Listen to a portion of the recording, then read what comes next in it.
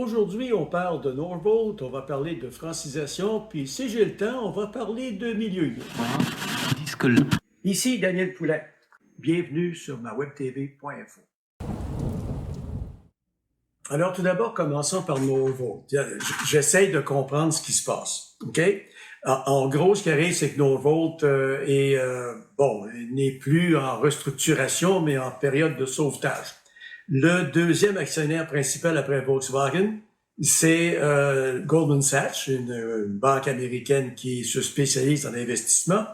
Et la dite banque a dit, on est prêt à mettre de l'argent dans la maison mère en Suède, à la condition que le Québec, au gouvernement du Québec, qu'on renonce aux garanties qui ont été données au gouvernement. Bon, là, on se dit, il y a quelque chose qui fonctionne pas là-dedans parce que faut vous rappeler que la Suède n'investira pas un seul sou dans cette entreprise qui peine à produire les batteries qui sont promises. Donc, si tout de suite le gouvernement Legault a dit non, pas question qu'on laisse aller nos garanties à une compagnie américaine, bon. Mais là-dedans, moi, ce que je trouve bizarre, c'est qu'on nous dit ici au Québec que ce qu'on est en train de faire au Québec avec Norvolt est complètement indépendant de la maison mère en Suède.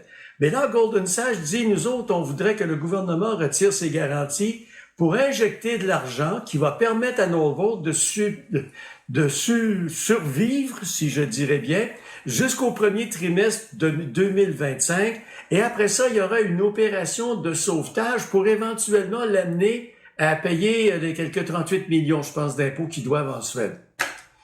Une compagnie en restructuration qui a déjà mis 500 employés à pied, qui maintenant n'est plus en restructuration mais en sauvetage. Mettons que je me pose de très sérieuses questions sur le fait que, semble-t-il, ce qui se passe au Québec pour Norvolt et ce qui se passe en Suède pour Norvolt, c'est deux dossiers différents. Je pense pas que c'est ça qui est dans la tête des banquiers de Goldman Sachs. On verra dans les jours ou dans les semaines qui vont venir qu'est-ce qui va arriver, mais il est plus que probable que le gouvernement du Québec va être obligé de renoncer à ses garanties.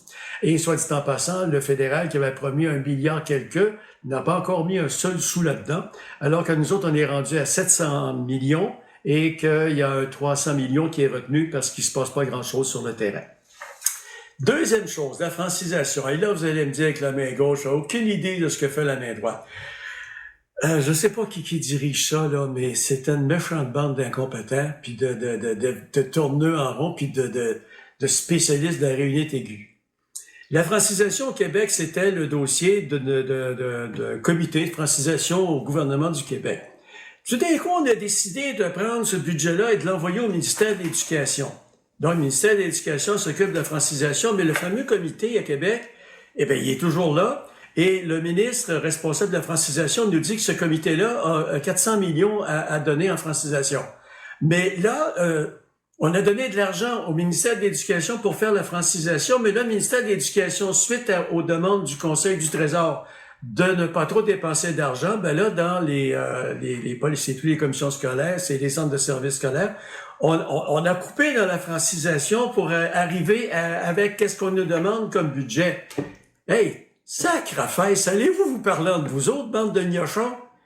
Parce que là, ce qui arrive, écoutez, moi, je me dis, là, puis là, je vous parle du comité de francisation parce que je suis au courant de ça il y a quelques jours, mais au départ, moi, je me disais, c'est quoi l'idée de payer une campagne de publicité à la télévision pour parler des Québécois pour sauver le français, puis on n'est même pas foutu d'apprendre aux gens qui arrivent chez nous à leur apprendre le français et les accueillir comme du monde, parce que si vous voulez vivre la culture d'un pays, naturellement, ça commence par apprendre la langue du pays.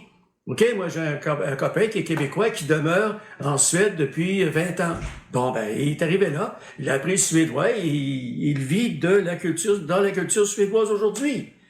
Je vais vous ramener en arrière pour les plus vieux. Vous devez vous rappeler du SONA, le service d'accueil aux nouveaux arrivants à Lac-Mégantic qui était mené de main de maître par Guylaine Daudier, de regretter mémoire, et une très belle équipe.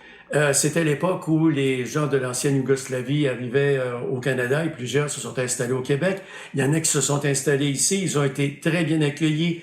On a fait des efforts de francisation pour ces gens-là. On les a bien accueillis. Il y en a qui sont restés chez nous, qui sont encore chez nous. Et Guylaine, on lui doit une fière chandelle pour tout ce travail.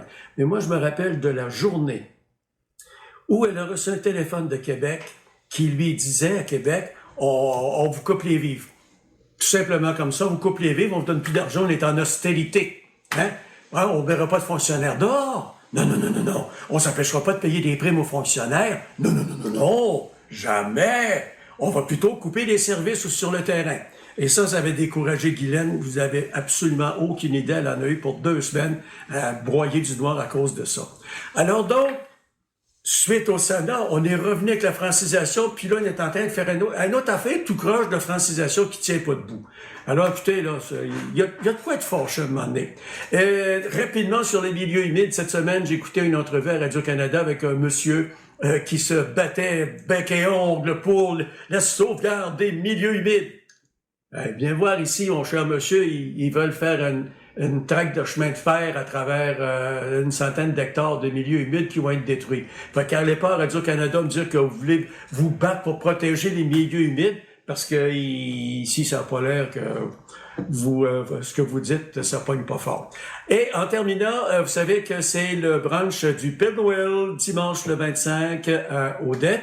Et puis, ça, c'est pour une très bonne œuvre, c'est pour les enfants. Alors, sur ce, partagez, puis on se revoit la semaine prochaine. L'année dernière, vous avez remis combien de cadeaux? L'année dernière, j'ai donné 244 cadeaux. 244 cadeaux qui ont été achetés. Qui ont été achetés par tous les dons que j'ai reçus et aussi avec les profits de l'univers du Père Noël. On rappelle, le brunch, c'est à Odette, à la salle paroissiale. C'est le 27 octobre. Ah ouais. Et en plus, ça coûte combien? C'est 15 $ pour de 12 ans en montant, puis 11 ans en descendant, ça coûte rien. Bon, ça fait qu'on vous invite justement, vous pouvez acheter vos billets.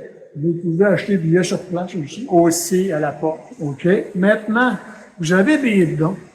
Bien, on a le numéro de téléphone qu'on a donné tantôt.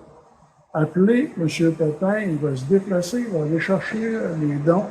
Puis, c'est une bonne cause. Ben, ça fait 9 ans, puis c'est apprécié beaucoup. Et on voit que de plus en plus, les gens m'aident. OK. Fait que, il y a une chose que j'ai eu un beau cadeau là, à l'heure actuelle par, c'est de la publicité, c'est Famille Prix m'a donné des cadeaux peut-être pour 200 enfants, pour ceux qui vont venir au brunch, les enfants de 11 ans et moins, ils vont avoir tout un petit cadeau. OK. Il va y avoir des lutins qui vont donner des cadeaux à ces jeunes-là.